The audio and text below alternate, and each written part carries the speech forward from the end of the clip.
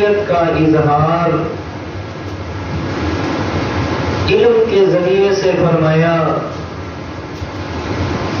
کہ سیدنا آدم علیہ السلام کو چند چیزوں کا علم عطا فرمایا جو کہ فطری علم تھا، اور وہی چیزیں فرشتوں کے سامنے پیش فرمائی، فرمایا بتاؤ یہ کیا ہے؟ جب اس کا پتہ انہیں نہ چل سکا تو اللہ تعالیٰ نے فرشتوں سے ان کی عاجزی کی وضاحت فرما دی کہ جو آدم علیہ السلام کو میں اللہ تعالیٰ نے فوقیت اور برتری دی ہے وہ صرف اس وجہ سے کہ ان کے پاس علم ہے اور آپ کے پاس نہیں ہے۔ اور دوسری بات یہ پچھلے درس میں نے عرض کی تھی کہ یہ جو اللہ تعالیٰ نے علم کی نسبت آدم علیہ السلام کی طرف فرمائی اور فرمایا وَعَلَّمَ آدَمَ الْأَسْمَاءَ كُلَّهَا ثُمَّ عَرَضَهُمْ عَلَى الْمَلَائِكَةِ کہ علم کی نسبت آدم علیہ السلام کی طرف اور فرشتے وہ جو انہوں نے اپنا ایک اظہار کیا کہ نحن نسبح بحمدک کہ یا اللہ ہم تیری ہی تسبیح کرتے ہیں، مطلب ہر وقت تیری عبادت میں مصروف رہتے ہیں۔ تو دو چیزیں، ایک علم اور دوسری عبادت، اور عبادت یہ صفت ہے مخلوق کی اور علم صفت ہے اللہ تعالیٰ کی۔ تو اللہ تعالیٰ نے فرشتوں کے اندر صرف عبادت والی جو ہے ہی مخلوق کی اور آدم علیہ السلام کے اندر صرف پیدا فرمائی علم والی جو اللہ تعالیٰ کی تھی۔ تو فرمایا جس میں اللہ تعالیٰ نے اپنی صفات عطا فرمائی ہیں سو وہی زیادہ حقدار ہے اس بات کا کہ دنیا کے اندر میں اللہ تعالیٰ اسے اپنا خلیفہ اور نائب بنا کر بھیجو۔ تو آدم علیہ السلام کی عظمت کا اظہار علم کے بل بوتے پہ فرمایا، علم کی وجہ سے عظمت بھی، سو فرمایا اس لیے میں اللہ تعالیٰ نے اسے خلیفہ بنانا ہے۔ اب ایک اظہار تو علمی طریقے سے ہو گیا، اب دوسرا اظہار اللہ تعالیٰ عملی طریقے سے فرما رہے ہیں کہ عملاً بھی یہ بات واضح ہو جائے کہ آدم علیہ السلام وہ تمام فرشتوں تمام جنات سے افضل ہے، اس لیے بھی اللہ تعالیٰ نے انہیں خلافت عطا فرمائی ہے۔ اس کی مثال آپ ایسے سمجھ لیں جیسے کہ کوئی وقت کا بادشاہ ہے، اپنا کوئی وزیر اور نائب بناتا ہے اور پھر ساری اپنی شورا کو اکٹھا کرتا ہے کہ جی اعلان کرتا ہے کہ یہ میرا نائب اور میرا مشیر ہے، مشیر خاص ہے، اور پھر سب کو حکم دیتا ہے کہ میرے وزیر کو تحفے تحائف دو۔ وہ جو سب تحفے تحائف دیتے ہیں نا، اس کا مقصد کیا ہوتا ہے؟ مقصد اس کا یہ ہوتا ہے کہ ان کے دل میں اگر کوئی بات ہے تو صاف ہو جائے کہ یہی آدمی ہی بادشاہ کا وزیر خاص ہے اور بادشاہ حکم دے رہا ہے کہ اسے تحفے تحائف دو۔ تو مقصد کیا ہوتا ہے؟ اس کی فوقیت کا اظہار۔ تو اللہ تعالیٰ نے سیدنا آدم علیہ السلام کو جو اپنا خلیفہ اور نائب بنایا تو سو اب پہلا علمی اظہار کیا کہ اسے علم عطا کیا، اب دوسرا اظہار اس آیت کریمہ میں عملی ہو رہا ہے کہ اللہ تعالیٰ نے فرشتوں کو حکم دیا کہ آپ آدم علیہ السلام کو کیا کریں؟ سجدہ کریں۔ یہ آیت کریمہ یہ پہلی آیات سے اس آیت کا ربط ہو گیا کہ پہلی آیات میں اظہار علمی تھا، یہاں سے اظہار عملی ہو رہا ہے کہ میں اللہ تعالیٰ نے حضرت آدم علیہ السلام کو کیوں اپنی خلافت عطا فرمائی۔ جی قرآن مجید کا انداز اعوذ باللہ من الشیطان الرجیم بسم اللہ الرحمن الرحیم وَإِذْ قُلْنَا لِلْمَلَائِكَةِ اسْجُدُوا لِآدَمَ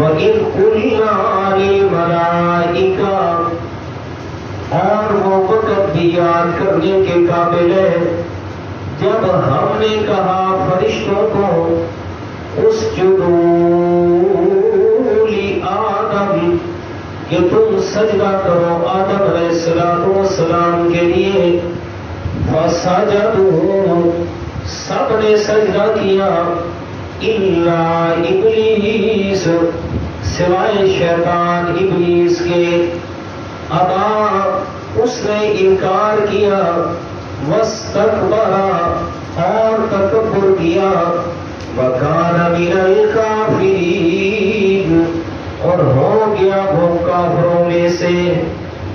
تو یہ عملی اظہار فرمایا اللہ تعالیٰ نے کہ آدم علیہ السلام میرا خلیفہ ہے، میرا نائب ہے، اور آپ سب کو حکم دے رہا ہوں کہ سجدے کا تحفہ آدم علیہ السلام کو پیش کرو۔ اب فرشتوں کو حکم ہوا، ساتھ میں ابلیس کو بھی حکم ہوا، دونوں کو اللہ تعالیٰ نے الگ الگ حکم دیا، شیطان ابلیس کو الگ اور ساتھ میں فرشتوں کو الگ۔ اس لیے مفسرین کرام نے یہاں بات وضاحت کی ہے، فرمایا جنات کو اللہ تعالیٰ نے زمین پہ انسان سے ہزاروں سال پہلے پیدا فرما کے پھیلا دیا، اب انہوں نے زمین پہ آ کے شرارتیں شروع کر دی، خون ریزیاں، فساد، دنگے، لڑائی جھگڑے، ہر طرف فساد ہی فساد پھیلایا جنات نے۔ تو پھر ان میں سے ایک شیطان، یہ جو ابلیس تھا، یہ اس بات کے اندر سب سے الگ ہو گیا کہ جی میں نے تو نیک بننا ہے، میں نے ان کے ساتھ نہیں ملنا۔ اب اللہ تعالیٰ نے فرشتوں کو حکم دیا زمین پہ جائیں اور جا کے جتنے بھی شرارتی جنات ہیں سب کو ختم کر دیا جائے۔ فرشتوں نے آ کے کتنے جنات کو جلا دیا، کتنوں کو قتل کیا اللہ تعالیٰ کے حکم سے۔ شیطان اللہ تعالیٰ کے سامنے اس بات کی جا کے معافی بھی مانگی اس نے، اور اللہ تعالیٰ سے درخواست کی، اور میں مولا میں تیری عبادت کروں گا، میں تیرے ہی سجدے کروں گا، مجھے مہلت دی جائے۔ اور یہ مہلت لے کے پھر جزائر کے اندر، جنگلات کے اندر چلا گیا۔ دل میں کیا بات تھی؟ اس کے دل میں بات یہ تھی کہ میں اللہ کی عبادت کروں گا، اللہ کا قرب حاصل ہوگا، اور زمین کی اللہ تعالیٰ خلافت مجھے عطا کریں گے کہ باقی شیاطین، باقی جنات کو تو قتل کرنے کا اللہ کا حکم آ گیا۔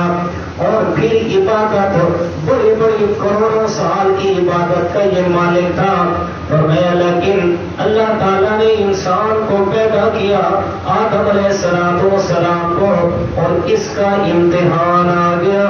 فرمایا یہ میرا آدم ہے، ساری مخلوق کو میں اللہ تعالیٰ نے اپنے حکم سے پیدا فرمایا، اور انسان کو میں اللہ تعالیٰ نے حکم کے ساتھ اپنی رحمت کے ہاتھوں سے پیدا کیا۔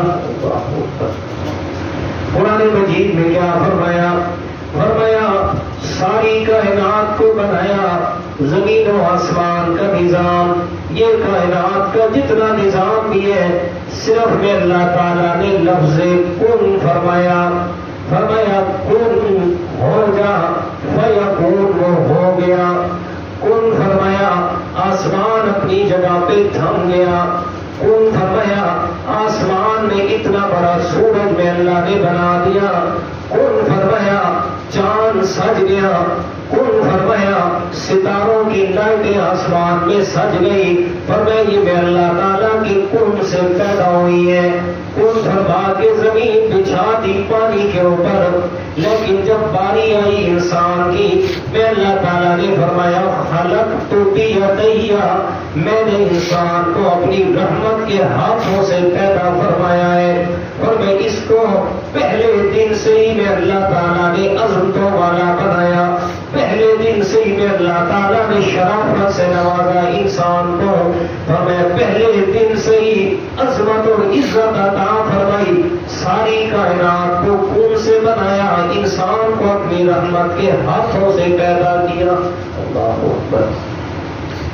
اب یہ عظمت انسان کو پہلے دن سے اللہ تعالیٰ نے عطا فرمائی. اب دوسری عظمت کا اظہار اس میں فرمایا وَإِذْ قُلْنَا لِلْمَلَائِكَةِ، میں اللہ تعالیٰ نے فرمایا فرشتوں کو اسجدوا، تم سجدہ کرو، یہ آدم علیہ السلام کو. اب یہ فرشتوں کو حکم ہوا اور شیطان کو حکم میں اللہ تعالیٰ نے الگ سے کیا ہے. یہ 8واں پارہ اور سورۃ الاعراف کا دوسرا رکوع ہے. اس میں اللہ تعالیٰ نے اس بات کی وضاحت فرمائی کہ میں اللہ تعالیٰ نے فرشتوں کو الگ حکم دیا اور ساتھ میں اس ابلیس کو الگ سے حکم دیا. کیا فرمایا؟ یہ آیت نمبر 11 سورۃ الاعراف اور 8ویں پارے کا 9واں رکوع شروع ہو رہا ہے. فرمایا وَلَقَدْ خَلَقْنَاكُمْ ثُمَّ صَوَّرْنَاكُمْ ثُمَّ قُلْنَا لِلْمَلَائِكَةِ اسْجُدُوا لِآدَمَ فَسَجَدُوا إِلَّا إِبْلِيسَ لَمْ يَكُنْ مِنَ السَّاجِدِينَ قَالَ مَا مَنَعَكَ أَلَّا تَسْجُدَ إِذْ أَمَرْتُكَ. میں نے فرشتوں کو بھی حکم دیا سب سجدہ کرو، سب نے کیا سوائے ابلیس شیطان کے. اگلی بات اللہ تعالیٰ نے ابلیس سے فرمایا ما منعک، کس چیز نے تجھے روکا ہے آدم کے سجدہ کرنے سے؟ اللہ تسجد اذ امرتک، کہ جب میں نے آپ کو الگ سے حکم دیا تھا.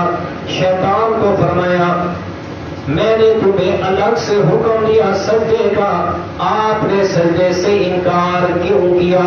سارے فرشتوں نے سجدہ کیا، اس نے انکار کیا. اس کی وجہ بھی وہ آگے بیان کر رہا ہے. اس وجہ سے یہ بات سمجھ آ رہی ہے جو میں پہلے عرض کر چکا ہوں کہ شیطان کی عبادت صرف اس لیے تھی کہ میں اللہ تعالیٰ سے زمین کی بادشاہت حاصل کرنا چاہتا تھا. وہ اس سے بات واضح ہو رہی ہے. شیطان کہتا ہے انا خیر منہ خلقتنی من نار وخلقتہ من طین. یہ آیت کا نمبر 13 سورۃ الاعراف. فرمایا اس لیے میں نے سجدہ نہیں کیا، اس لیے سجدہ نہیں کیا. فرمایا اللہ تسجد اذ امرتک، کیوں سجدہ نہیں کیا؟ انا خیر منہ، میں بہتر ہوں آدم علیہ السلام سے. آگے خلقتنی من نار، کیوں بہتر ہوں؟ اس لیے کہ آپ نے مجھے آگ سے پیدا کیا. وخلقتہ من طین، اور آپ نے آدم علیہ السلام کو مٹی سے پیدا کیا. اب بات واضح ہو گئی کہ میں آدم سے بہتر ہوں. انا خیر منہ، میں آدم سے زیادہ عظمت والا ہوں کہ آدم علیہ السلام کو صرف آپ نے پیدا کیا ہے اور میں نے تو کروڑوں سال کی آپ کی عبادت بھی کی ہے.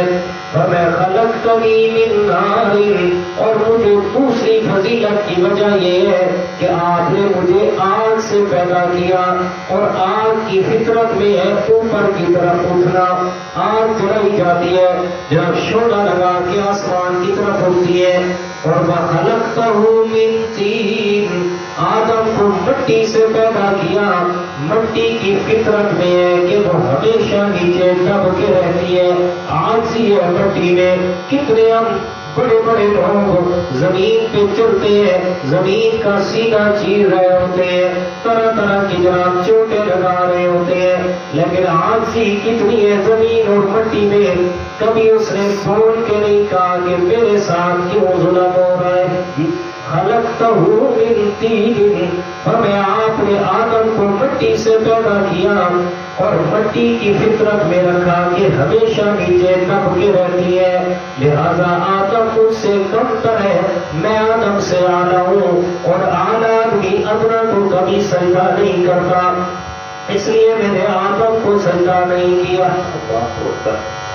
اب شیطان کو اللہ نے الگ سے حکم دیا، اس نے آگے سے اپنی تعویلات کو شروع کر دیا، اور اللہ تعالیٰ کے حکم کے سامنے جب ایسی تعویلات کو لے آیا تو اللہ تعالیٰ نے کیا فرمایا، فَاهْبِطْ مِنْهَا، نکل جا میرے سامنے سے، دفع ہو جا، اتر جا یہاں سے، فَمَا يَكُونُ لَكَ أَن تَتَكَبَّرَ فِيهَا، فرمایا تجھے یہ بات مناسب نہیں تھی تو میرے سامنے تکبر کرتا، فَاخْرُجْ إِنَّكَ مِنَ الصَّاغِرِينَ، نکل جا، فرمایا تو ہمیشہ ذلیل ہو کے رہے گا، ہمیشہ ذلیل رہے گا، کبھی بھی تیرے اوپر رحمت نہیں آئے گی، ہمیشہ ذلت تیرا مقدر بنے گی۔ اچھا اب یہ شیطان یا دو باتیں سمجھانی ہے، ذرا توجہ کیجیے گا۔ پہلی بات، شیطان کی کروڑوں سال کی عبادت اللہ تعالیٰ کے ایک حکم کے انکار کے آگے کام نہ آ سکے، تکبر کیا، فرمایا ساری چیزیں تباہ و برباد ہو گئی۔ انت تکبر فیہا، الفاظ ہیں قرآن مجید کے، ایک کہ آپ نے تکبر کیا ہے، اور دوسری بات الفاظ انا خیر منہ، کہ میں انسان سے بہتر ہوں۔ یاد رکھو میرے پیارے بھائیوں، اللہ تعالیٰ کو میں پسند نہیں ہے۔ یہ جو تکبر ہے، یہ میری چیز، اور میں اتنا بڑا بادشاہ، میں اتنا بڑا خان، اور میں اتنا بڑا چودھری، اور میں اتنا بڑا رانا اور فلاں، اور میں اللہ تعالیٰ کو یہ میں پسند نہیں ہے۔ سبق روک دیے، ایک واقعہ سنیے گا۔ حضرت خواجہ غلام فرید رحمت اللہ تعالیٰ نے پاک پتن والے بزرگ اللہ تعالیٰ کے ولی گزرے ہیں، ان کے سامنے ایک ان کا چہرے والا ایک مرید، سندھ کا باسی، سندھ کا رہنے والا، وہ آیا ہے، آ کے ملاقات کی اور حضرت سے سوال کیا، فرمایا حضرت جی جواب دیجئے، انسان کو سب سے زیادہ کون سی چیز تباہ و برباد کرتی ہے، یا انسان کس وجہ سے سب سے زیادہ جہنم میں جائے گا؟ حضرت نے فرمایا آپ نے بڑا سوال کیا ہے، کل لانا تجھے جواب ملے گا۔ اگلا دن جیسے ہی حضرت تشریف لائے، آتے ہی سوال کیا، فرمایا بتاؤ کل کس نے مجھ سے سوال پوچھا تھا؟ وہ جو سندھ سے آیا ہوا مرید کہتا ہے حضرت میں نے کیا کہا جی، میں نے سوال کیا۔ حضرت خواجہ غلام فرید رحمت اللہ تعالیٰ نے فرماتے ہیں یہی میں تو ہے جو انسان کو جہنم میں لے کے جائے گی۔ جی اس لیے میرے پیارے، یہ یہ اپنا تکبر، یہ جناب اپنے آپ کو بڑا سمجھنا، اور میں اس میں کوئی حقیقت نہیں ہے۔ صحابہ کرام نے سوال کیا، یا رسول اللہ بتائیے گا تکبر کہتے کسے ہیں؟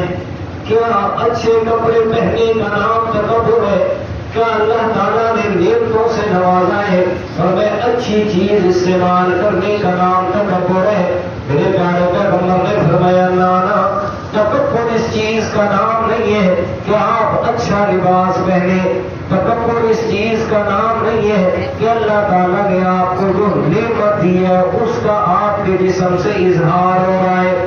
فرمایا تکبر اس کا نام نہیں ہے، تکبر نام اس کا ہے کہ آپ نے اچھا لباس پہنا ہے اور آپ سے کوئی گھٹیا لباس پہنے ہوئے ہے، آپ اسے دیکھ کے اپنے سے کم تر سمجھتے ہیں، اپنے سے ذلیل سمجھتے ہیں۔ مثلا ہمارے دور میں کیا بات ہوگی، کوئی آدمی کار پہ جا رہا ہے، وہ موٹر سائیکل والے کو دیکھ کے کہ اس کے پاس کوئی چیز ہے، گاڑی تو میرے پاس ہے۔ کوئی بڑی گاڑی پہ جا رہا ہے، چھوٹی گاڑی والے کو حقیر سمجھ رہا ہے، اور میں تکبر اس کا نام ہے۔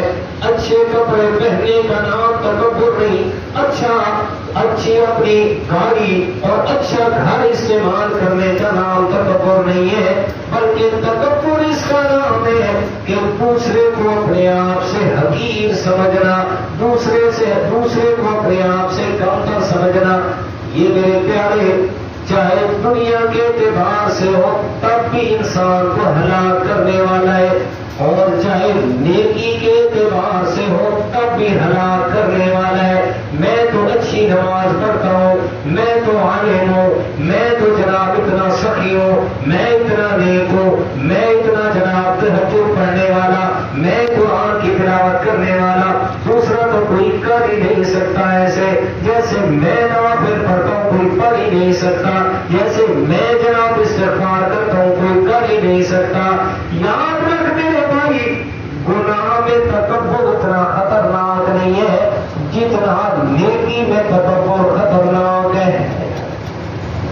اس لیے کہ گناہ تو گناہ ہی ہے، گناہ تو گناہ ہی ہے، لیکن جو نیکی کر رہا ہے اور پھر ساتھ میں اپنے کہیں اپنے برابر کسی کو نہیں سمجھ رہا، یہ بڑا خطرناک مرحلہ ہے۔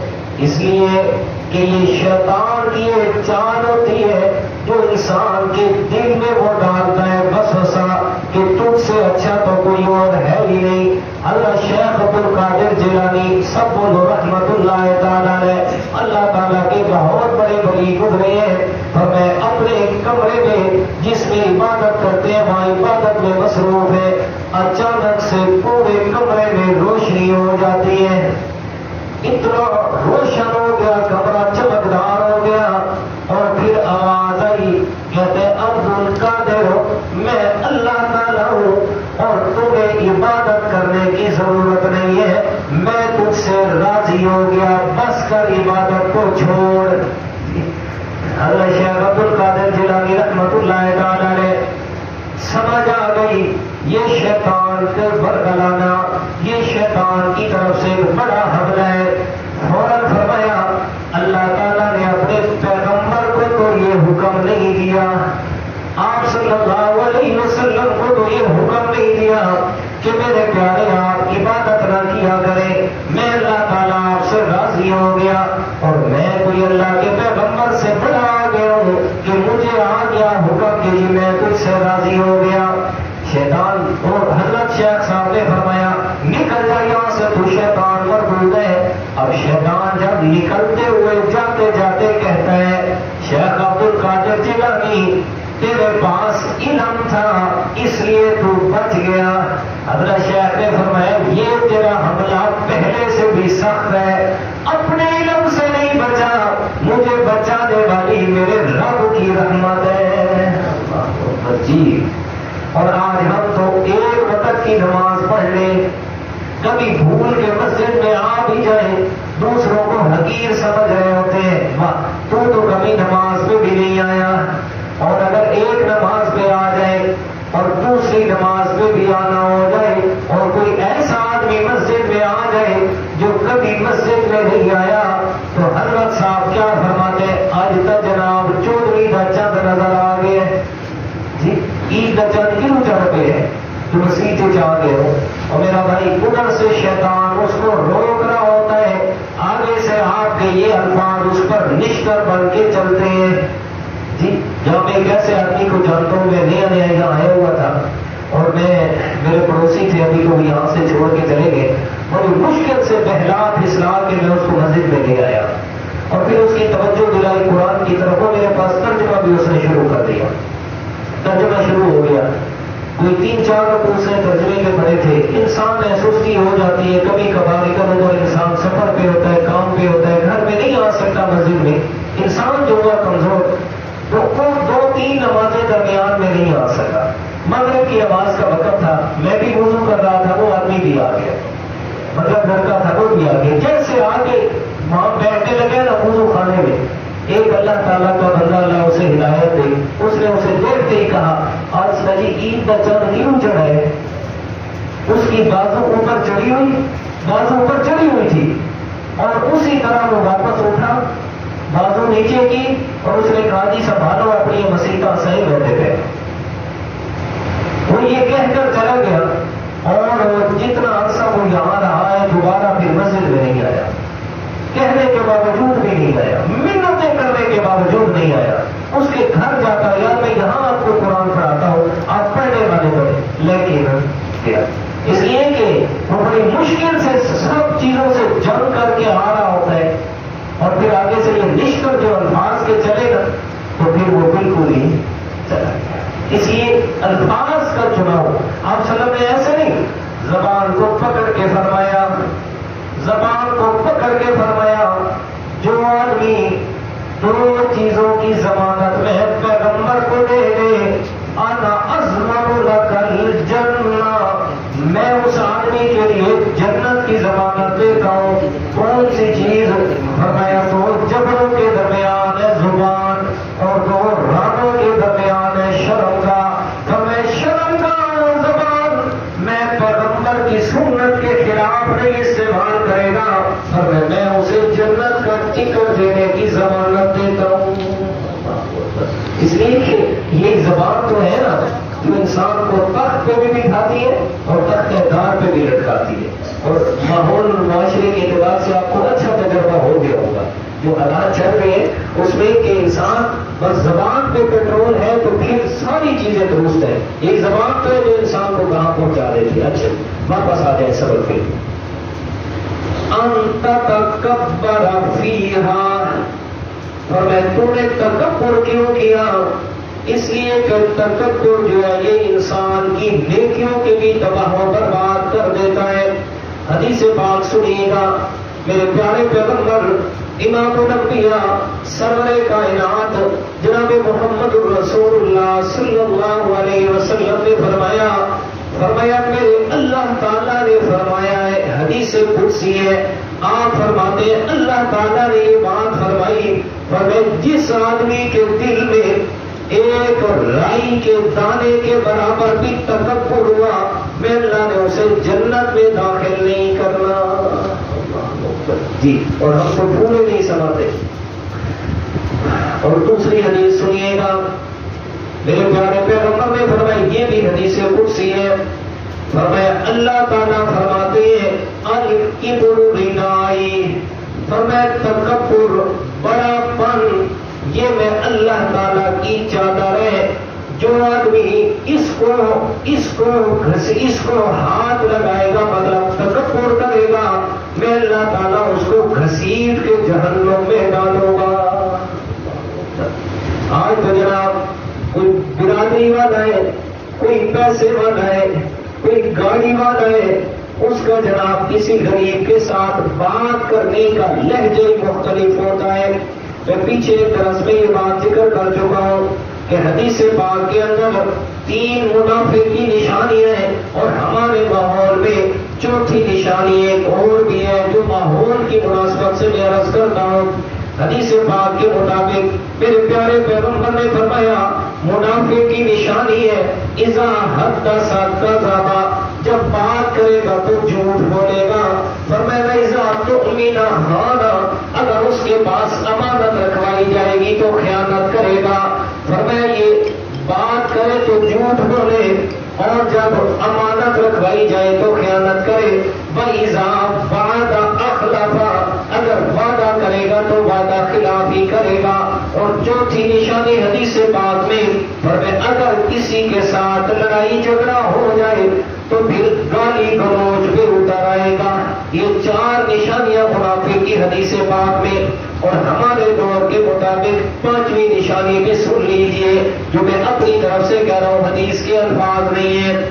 فرمایا وہ آدمی بھی منافق ہے کہ جو اگر اپنے سے زیادہ پیسے والا آ گیا تو اس کے سامنے جی کر رہا ہے ملک صاحب، چودھری صاحب، اور اگر اپنے برابر کا بندہ آ گیا تو اس کے ساتھ اپنے پیسے کا مقابلہ کرنا شروع کر دیتا ہے. میرے پاس یہ ہے، تیرے پاس کیا ہے، تیرے پاس یہ ہے، میرے پاس کیا ہے. اور تیسرے نمبر پہ اگر اپنے سے غریب آدمی آ گیا تو اس پر جوتوں سمیت چڑھ دوڑے. جی جوتوں سمیت چڑھ دوڑے. ذرا معاشرے میں نظر دوڑا کے دیکھ لیں، آپ کو خود سمجھ آ جائے گی. جی حالات و واقعات ایسے ہیں، کیا کریں. اللہ تعالیٰ نے جو سمجھ دی ہے پھر یہ تجزیے کرنے پڑتے ہیں، عام لوگوں میں سنانے پڑتی ہے یہ بات تاکہ ہمیں عقل آئے اور اس بات سے رک جائے. ہاں شیطان نے انا خیر منہ کہا میں بہتر ہوں. بس میں کا لفظ آیا اور پچھلی کروڑوں سال کی عبادات پہ پانی پھر گیا. اللہ تعالیٰ نے فرمایا انت تکبر فیہا کہ تو نے تکبر کیوں کیا ہے. فخرج انک من الصاغرین نکل جا میرے دربار سے تو ذلیل ہے. وَإِنَّ عَلَيْكَ اللَّعْنَةَ إِلَىٰ يَوْمِ الدِّينِ قیامت کے دن تک لعنت تیرا مقدر ہوگی. میں اللہ تعالیٰ تیرے اوپر ہمیشہ لعنت برساتا رہوں گا. یہ ساری بات اللہ تعالیٰ اور شیطان کی آمنے سامنے ہو رہی ہے. شیطان نکلا تھوڑا سا چلا پتہ نہیں دل میں کیا بات آئی فوراً اللہ تعالیٰ کی طرف واپس آ گیا ہاتھ جوڑ کے کھڑا ہو گیا. کہتے یا اللہ تو نے مجھے لعنتی بنا دیا اپنے لعنت درگاہ بنا دیا. نکل جا میرے دربار سے میں جا رہا ہوں لیکن ایک دعا مانگنا چاہتا ہوں. اللہ تعالیٰ فرمایا بتا کیا مانگتے ہیں. کہتے انظرنی الی یوم یبعثون. مولا تجھ سے مانگتا ہوں میری عمر کو قیامت تک بڑھا دے. مجھے اس وقت تک مہلت دے دے کہ جس وقت تو لوگوں کو دوبارہ زندہ کر کے اٹھائے گا. یعنی مجھے قیامت تک موت نہ دینا. اب یہاں بات سمجھنے کی ہے میرے بھائی بڑی پتے کی بات بتانے لگا توجہ کیجیے گا. شیطان نے اللہ تعالیٰ سے دعا مانگی ہے. شیطان کو اللہ تعالیٰ نے لعنتی بھی بنایا مردود بھی بنایا لعنت درگاہ بھی بنایا. فوراً شیطان اللہ کے سامنے ہاتھ جوڑ کے کھڑا ہے مولا مجھے ایک چیز چاہیے میں تجھ سے مانگ رہا ہوں قیامت تک مجھے زندگی چاہیے. اللہ تعالیٰ فرماتے انک من المنظرین.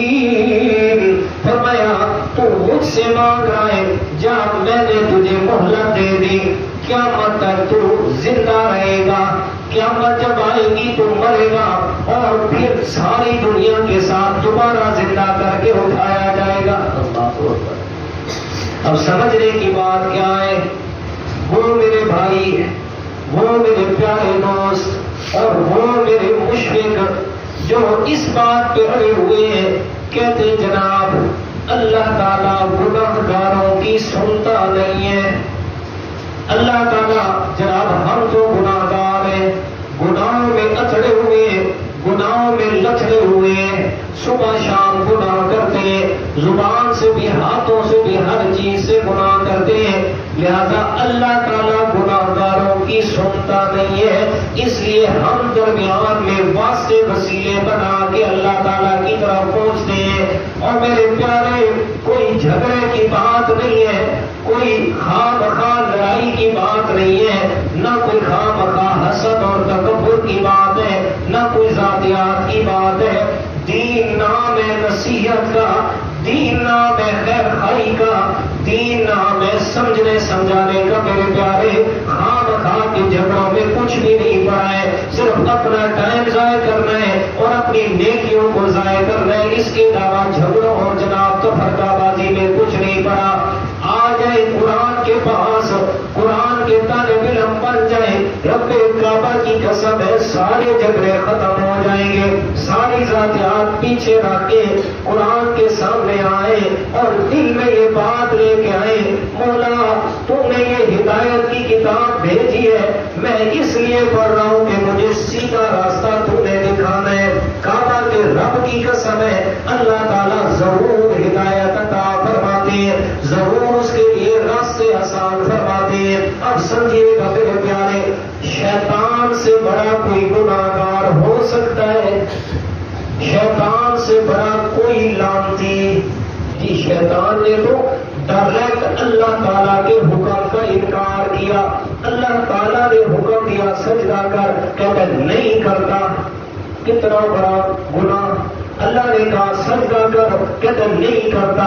اور میں نکل میری جنت سے کہتے ہیں سبحان یہ جا رہا ہوں سبحان اپنی جنت یہ جا رہا ہوں. اب جاتے جاتے دل میں خیال آیا اللہ تعالیٰ کے سامنے آ کہتے مولا ایک دعا کر رہا ہوں مجھے عمر لمبی دے دے.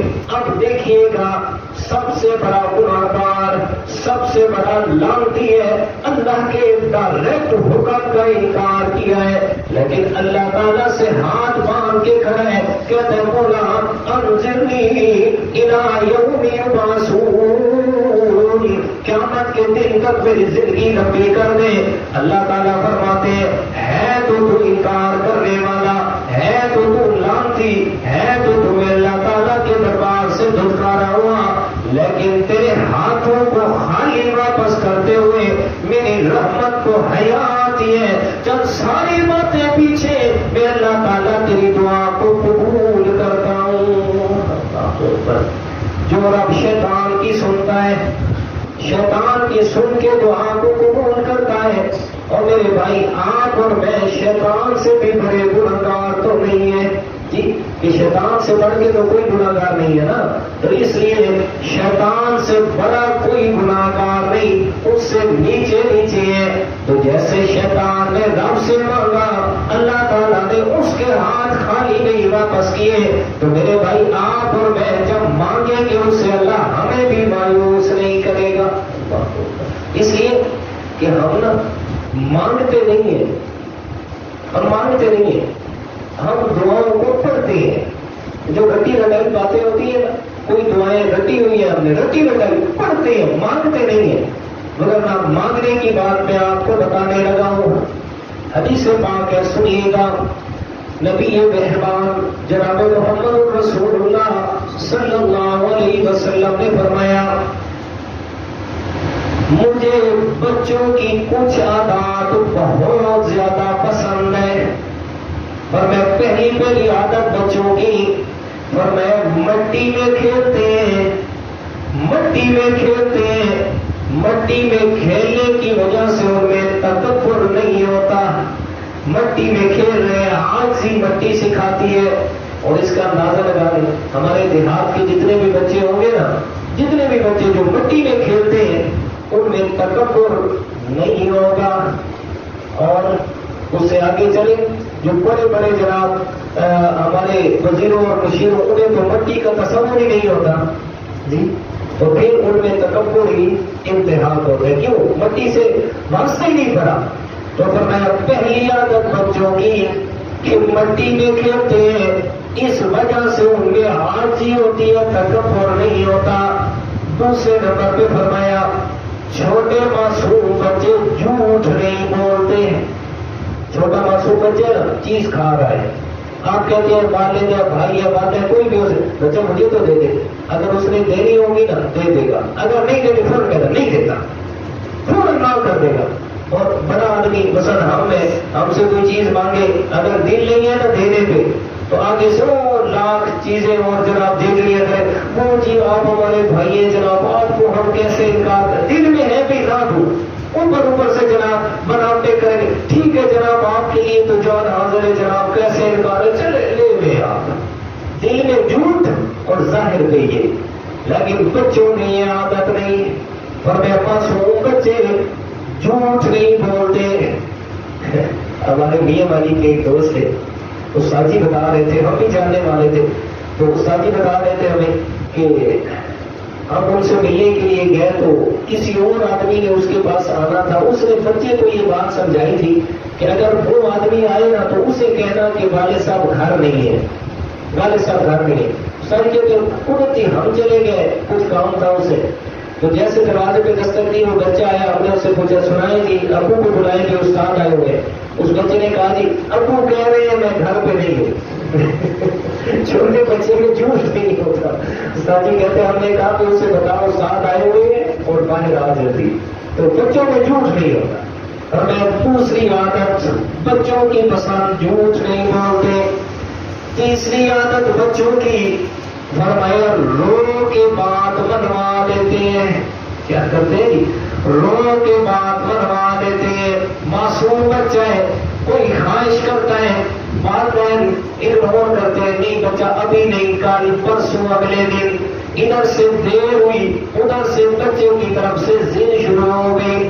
اب کیا ایک دن، دو دن، تین دن، جب 2-3 دن گزرتے ہیں تو بچہ کیا ہے جناب رونا شروع کر دیتا ہے، صبح شام رو رہا ہے جب میں نے فلاں چیز لینی ہی لینی ہے۔ اب جب ماں دیکھتی ہے نا بچے کو روتا ہو تو پھر وزیر اعظم صاحب کا حکم آ جاتا ہے جائے جی جلدی جائیں میرے بچے کو فلاں چیز دلوائی، تو بچہ رو کے اپنی بات منوا دیتا ہے۔ میرے پیارے پیغمبر نے فرمایا تم بھی کبھی اپنے رب سے مانگو تو اس بچے کی طرح جو رو کے بات منوا لیتا ہے تم بھی رب سے ایسے مانگو نا۔ اور دوسری حدیث پاک ہے میرے پیارے پیغمبر نے فرمایا اپنے رب سے مانگا کرو تو ضدی فقیر کی طرح مانگا کرو، جیسے کوئی مانگنے والا بھی ہے ساتھ میں ضدی بھی ہے، آ گیا دکان پہ اللہ کے نام پہ دے دے، ایک دفعہ کا معاف کر دی، دوسری دفعہ تیسری دفعہ کھڑا ہوا ہے مسلسل، آخر میں انسان تنگ آ کے کہتے یار لے اور میری جان چھوڑ۔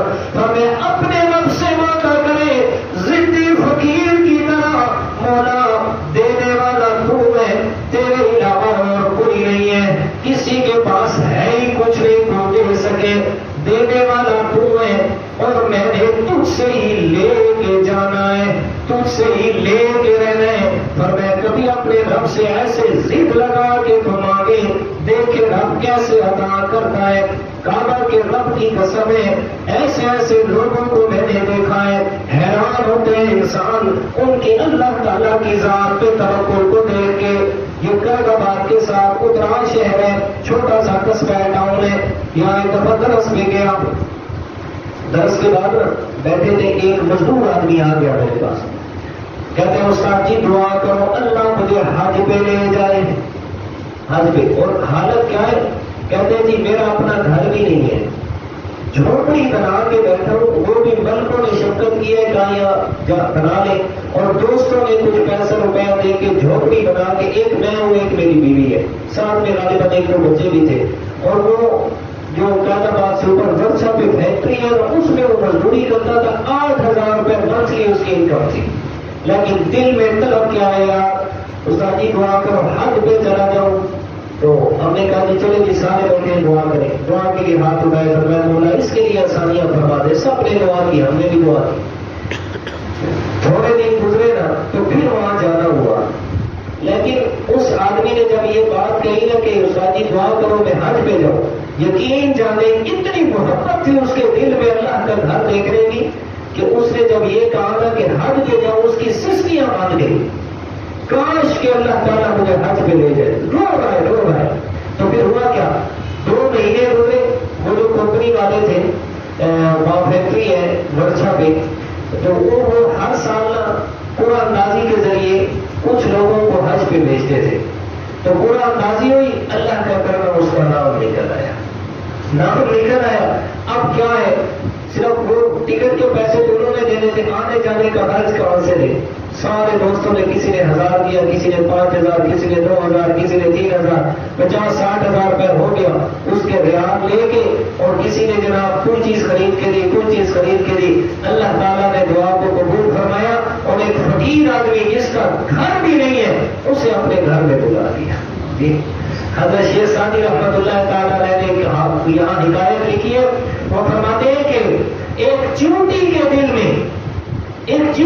دل میں یہ خواہش پیدا ہوئی کہ میں کاش کے بیت اللہ شریف میں پہنچوں اور وہاں پہنچ کے بیت اللہ شریف مطاف میں طواف کرتے ہوئے حاجیوں کے پاؤں کے نیچے آ کے پچلی جاؤں اور ماری جاؤں، یہ اس کے دل میں خواہش پیدا ہوئی۔ اور اللہ تعالیٰ تو وہ ذات ہے انہ علیم بذات الصدور، جو دلوں کے حالات کو بھی جاننے والا ہے۔ اور میں اللہ تعالیٰ نے کبوتر کے دل میں بات ڈالی، فلاں جگہ پہ جا کے بیٹھ، جیسے کبوتر بیٹھا اس چیونٹی کے دل میں بات ڈالی کہ تیری فلائٹ آ گئی ہے، اس کے قدموں کے ساتھ چمٹ جا۔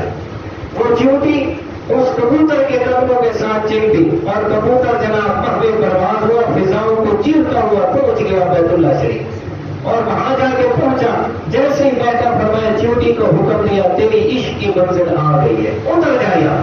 تو بھائی دل میں سچی طلب چاہیے، سچا ہو کہ اسے مانگ تو صحیح، وہ رب تیری زبان کے الفاظ کا بھی محتاج نہیں ہے، تو دل سے سچا ہو کے مانگے گا وہ رب پھر بھی تجھے عطا فرما دے گا۔ بس بات کیا کیا مانگتے نہیں ہیں؟ دعاؤں کو پڑھتے کبھی مانگے تو پھر دیکھے رب کیسے عطا کرتا ہے. جی آ جائے واپس. شیطان نے بھی مانگا، رب نے اس کو بھی مایوس نہیں کیا. تو رب سے مانگو گے رب ضرور عطا فرمائے گا. وہ تو ہر ایک کو عطا کرنے والی ذات ہے. اس نے ماننے والوں کو بھی دیا، انکار کرنے والوں کو بھی دیا. اور رب کی شان کیا ہے؟ اپنے ماننے والوں کو دال روٹی پہ گزارا کروا دیتا ہے، جو نہیں مانتے ان کو محتاج میں زندگی گزارتا ہے. دیکھتے نہیں آج دنیا کا امیر ترین انسان غیر مسلم ہے جی، جو سب سے بڑا غیر مسلم ہے. دنیا میں سب سے بڑی مال و دولت اسے عطا فرمائی. کیوں؟ کہ کل قیامت کے دن آئیں گے، کوئی حجت نہ کر سکے، یہ نہ کہہ سکے کہ یا اللہ میں غیر مسلم تو تھا، میرے پاس مال و دولت نہیں تھی، اگر تو مجھے مال و دولت دیتا تو ہو سکتا ہے میں کلمہ پڑھ لیتا. فرمایا اس لیے مال و دولت کے انبار لگا دیے کہ کل یہ بھی حجت نہ رہے کہ ہمارے پاس کچھ نہیں تھا، اس لیے ہم نے نہیں مانا. تو فرمایا رب سے مانگو، جتنا مانگو گے وہ اتنا زیادہ عطا کرے گا. دنیا میں کیا ہے؟ کسی دنیا والے سے مانگو گے، اگر دے دیا تو احسان، نہیں دیا تو شرمندگی، ہمیشہ کی شرمندگی. لیکن میرا رب وہ ہے جس سے فرمایا مانگو گے تو راضی ہوگا، نہیں مانگو گے تو ناراض ہوگا، اور مانگو گے تو بے حساب عطا کرے گا. وہ رب تو وہ جو نہ مانگنے والوں کو بھی عطا کر رہا ہوتا ہے. تو اس لیے میرا بھائی ہمیشہ اپنے رب سے مانگے، ہمیشہ اس کے محتاج رہے. اللہ تجھے کسی کی محتاجی نہیں دے گا. تو شیطان نے بھی رب سے مانگا. اللہ تعالیٰ فرماتے انک من المنظرین، ہمیشہ کے لیے، مطلب قیامت تک کے لیے اللہ تعالیٰ نے آپ کو مہلت دے دی ہے. تو فرمایا شیطان کو مہلت مل گئی. اب اگلی اس کی بدماشی بھی دیکھیں کیا کہتے ہیں شیطان. کہتے ہیں مولا فبما اغویتنی لأقعدن لهم صراطک المستقیم.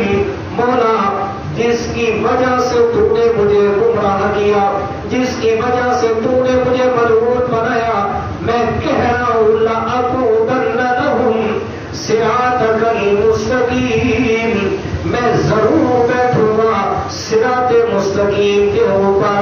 انہیں سیدھے راستے پہ کبھی بھی نہیں آنے دوں گا، انہیں غلط راستے پہ لگاؤں گا، ہر طرف سے ان کے اوپر حملہ کروں گا، دائیں سے بھی بائیں سے بھی، آگے سے بھی پیچھے سے بھی، اوپر سے بھی نیچے سے بھی، ہر طرف سے حملہ کروں گا، ضرور گمراہ کروں گا اس انسان کو.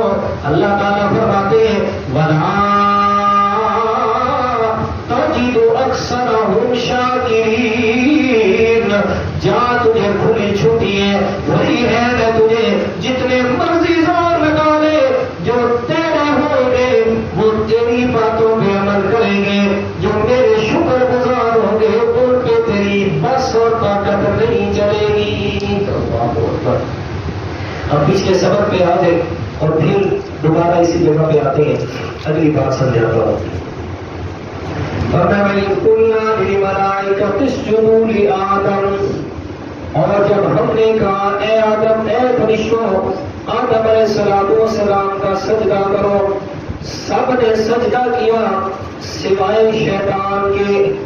کیوں اس نے سجدہ نہ کیا؟ ابا واستکبر، انکار بھی کیا اور تکبر بھی کیا.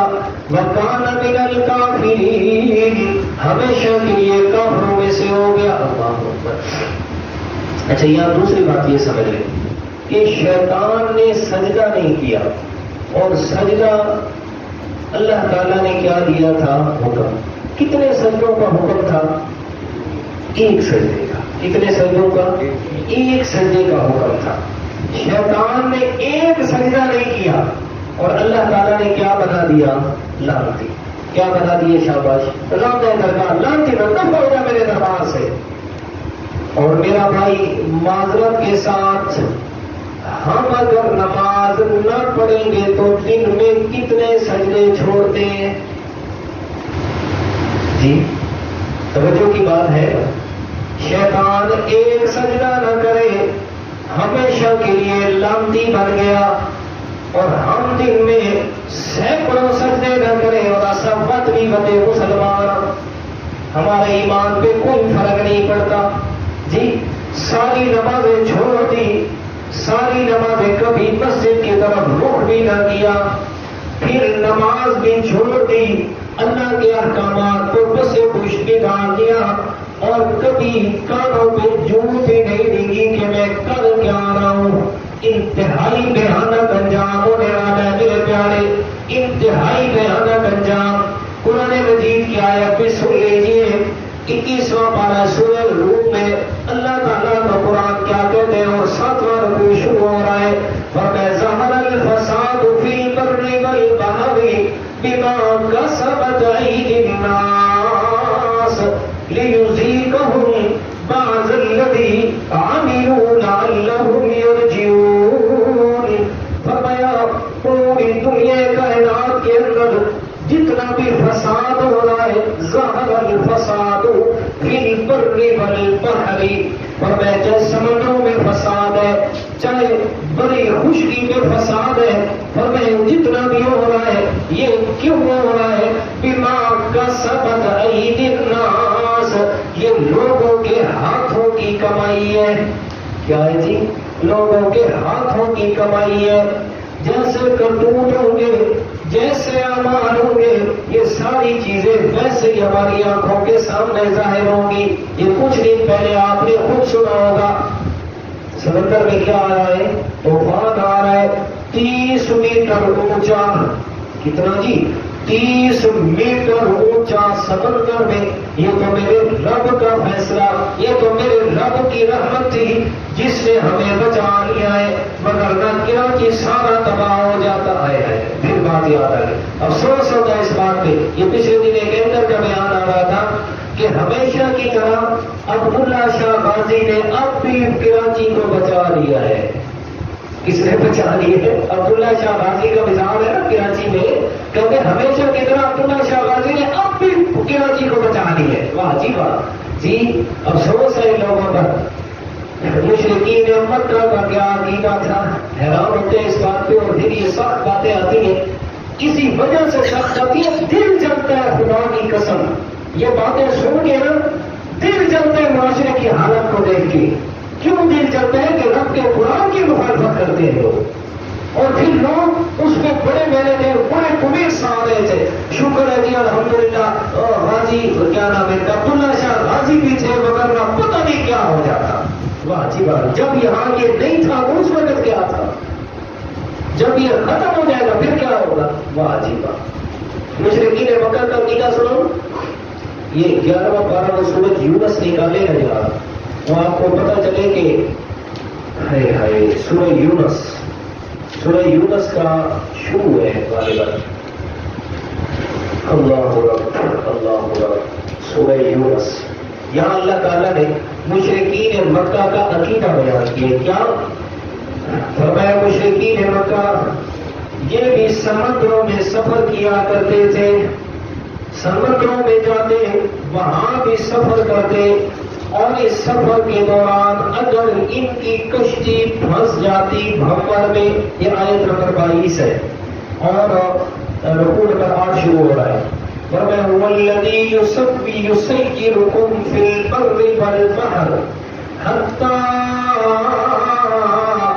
اذا کنتم فی الفلک وجرین بهم بریح طیبۃ وفرحوا بها جاءتها ريح عاصف وجاءهم الموج من كل مكان وظنوا أنهم أحيط بهم دعوا الله مخلصين له الدين لئن أنجيتنا من هذه لنكونن من الشاكرين. یہ سورہ یونس اور آیت کا نمبر 22 ہے، 11واں پارہ ہے. فرمایا مشرکین مکہ کی حالت کو اللہ تعالیٰ نے بیان فرمایا. فرمایا میں اللہ تعالیٰ وہ ذات ہوں، فرمایا جو تمہیں خشکی کے بھی سفر کرواتا ہوں، سمندر کے بھی سفر کرواتا ہوں، حتی اذا کنتم فی الفلک، فرمایا جب تم کشتی میں سفر کر رہے ہوتے ہو، وجرین بہم بریح طیبۃ وفرحوا بها، فرمایا اگر سمندری سفر کے دوران ہوا چل رہی ہے اور ہوا کشتی کے موافق چل رہی ہے، فرمایا بڑے خوش ہوتے کہ ہمارا سفر آسانی سے گزر جائے گا، فرمایا وجاءہم الموج من کل مکان، اگر ہوا کشتی کے مخالف چل پڑتی، فرمایا ہر طرف سے آ کر پانی نے گھیر لیتا، ان کی کشتی بھنور میں پھنس جاتی اور انہیں یقین ہو جاتا کہ اب بچنے ہمارے والی ہماری کوئی حالت نہیں ہے، تو اس وقت کیا کرتے؟ رب کا قرآن کہہ رہا ہے دعوا اللہ مخلصین لہ الدین، تو پھر خالص اللہ کا اللہ کو پکارتے تھے، کہتے تھے یا اللہ تیرے علاوہ اس پانی کے سینے پہ ہمیں بچانے والا اور کوئی نہیں ہے، یا اللہ تو ہی ہمیں بچانے والا ہے، لیکن انجیتنا، اگر ہمیں اس طوفان سے تو نے نجات دے دی تو کیا ہوگا؟ لنکونن من الشاکرین، ہم پکے موحد بن جائیں گے، ہم پکا تیرا شکر کرنے والے بن جائیں گے۔ تو مشرکین مکہ بھی اگر ان کی کشتیاں طوفان میں پھنس جاتی تو کس کو بلاتے تھے؟ یہ اللہ کا قرآن کہہ رہا ہے اگر حوالہ ٹھیک نہ ہو، ترجمہ ٹھیک نہ ہو، میرا بھائی تیرا ہاتھ اور میرا گریبان، آیت کا نمبر نوٹ کر، سپارہ بھی بتا رہا ہوں، آیت بھی، سورت کا نام بھی، گھر میں جا کے ترجمہ دے، جس مرضی کا ترجمہ دیکھ جا کے، نہیں کہتا تو بندی کا دیکھ، شیعہ کا دیکھ، بریلوی، جس مرضی کا ترجمہ دیکھ، یہاں جا کے دیکھ لے، یہ سورہ یونس اور آیت کا نمبر 22 اور 23، فرمایا ان کی کشتیاں بھنور میں پھنستی، وہ خالص رب کو پکارتے تھے اور کہتے یا اللہ ہماری کشتی کو نجات دے دے، ہم تیرے شکر گزار بندے بن جائیں گے، ہم تیرے موحد بن جائیں گے، لیکن ہوتا کیا؟ فلما انجاہم، جب اللہ تعالیٰ انہیں نجات دے دیتا، خشکی پہ پہنچتے نا، اذا ہم یبغون فی الارض، تو فوراً اللہ کے ساتھ شرک شروع کر دیتے، جی ہماری تو مدد ہمارے فلاں خدا نے کی ہے، جی یبغون فی الارض، ہماری مدد تو فلاں نے پہنچ کے کی ہے، یہ مشرکین مکہ کا فعل تھا، لیکن مشکل میں بھی وہ کس کو پکارتے تھے؟ آئیو میرا مسلمان، آئیو میرا پیارا کلمہ گو مسلمان، کتنی حماقت ہے، کتنی تیری بے وقوفی ہے کہ مشرکین مکہ جنہیں قرآن میں مشرک کہا ہے، وہ بھی مشکل میں رب کو پکارے، اور تو مسلمان کہلوانے والا سمندری طوفان آیا تو کہتے ہیں جناب عبداللہ شاہ غازی نے بچایا ہے۔ اب میں تیرے بارے میں کیا کہوں، کیا کہوں میں تیرے بارے میں کہ تو کیا ہے؟ جی کہاں گیا تیرا ایمان اور کہاں گئے وہ مسلمانی کے دعوے اور کلمہ؟ ہائے کاش ہم نے کلمہ کا وظیفہ تو کیا ہے، کلمے کو سمجھا نہیں ہے۔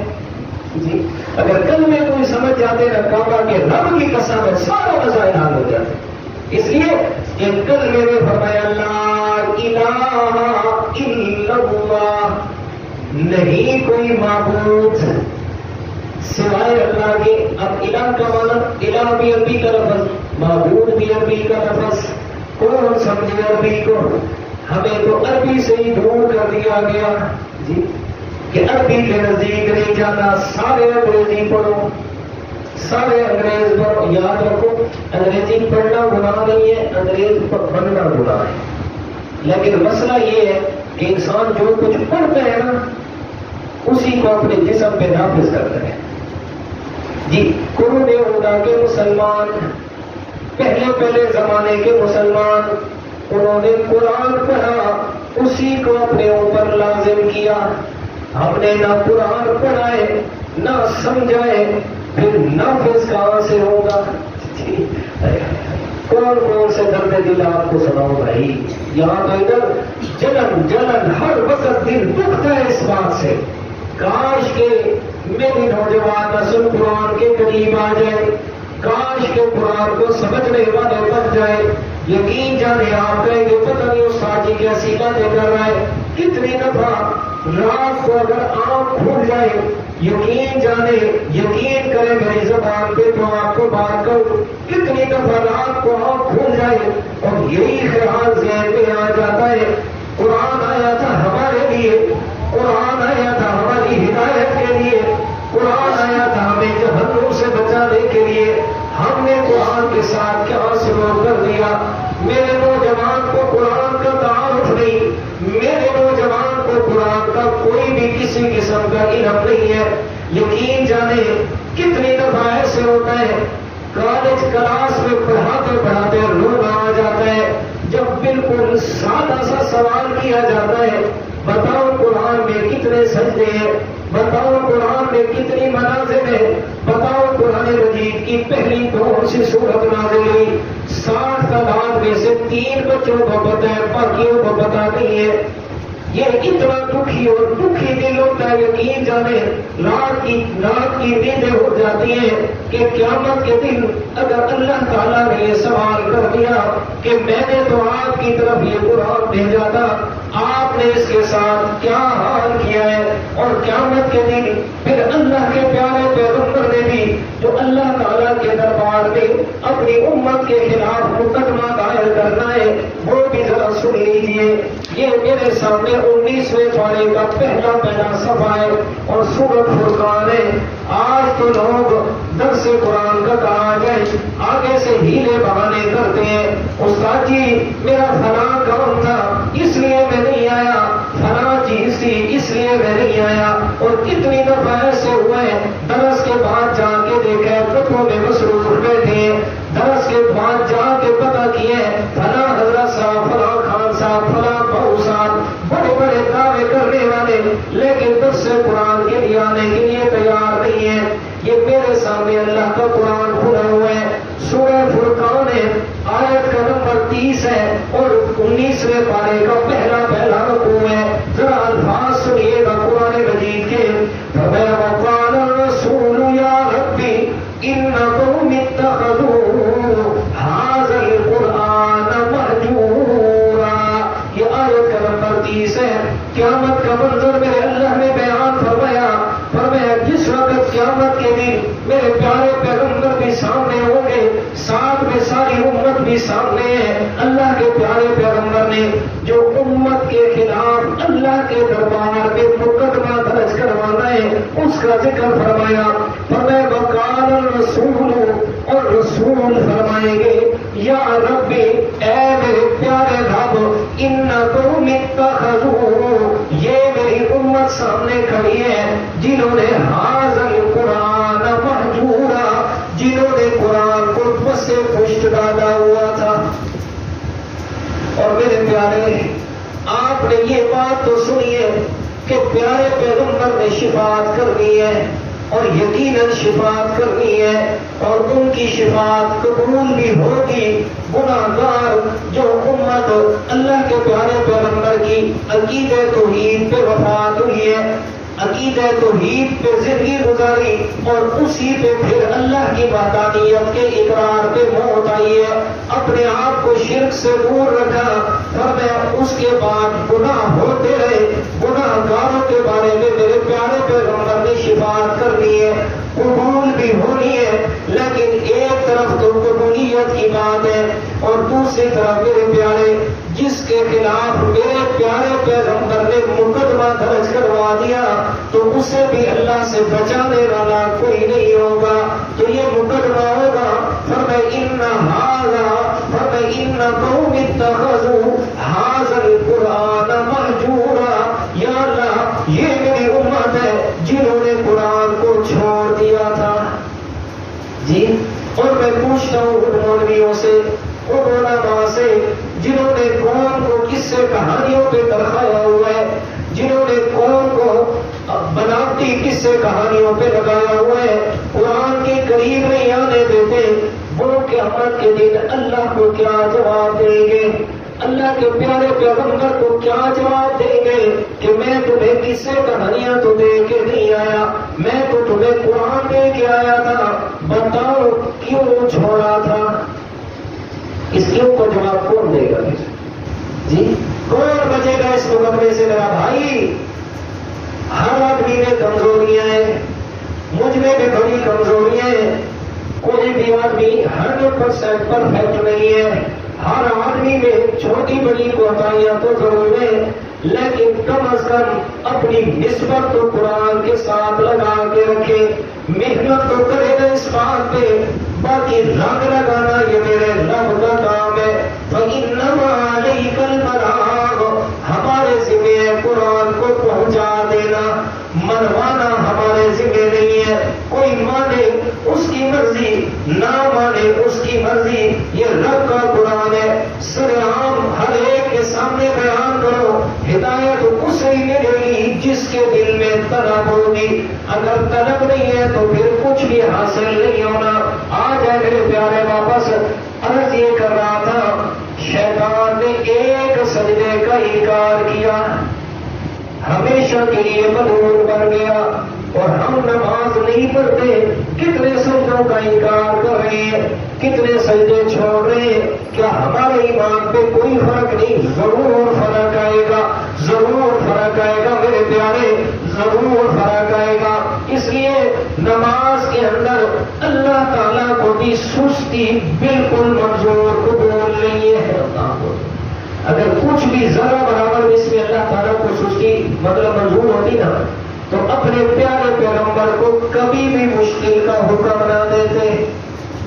جی فرمایا ساری امت 5 نمازیں پڑھے، میرے پیغمبر آپ 6 نمازیں پڑھے، تہجد بھی آپ پڑھے، آپ تہجد بھی پڑھے، خود 6 پڑھے، امت کو 5 پڑھنے کا درس دیں۔ اللہ اکبر، اللہ اکبر۔ اچھا پڑھا، اتنی تفصیل ایک ایک بات پہ ہو جاتی ہے، کیا کروں یار، ایک آیت تو مشکل ہو پاتی ہے۔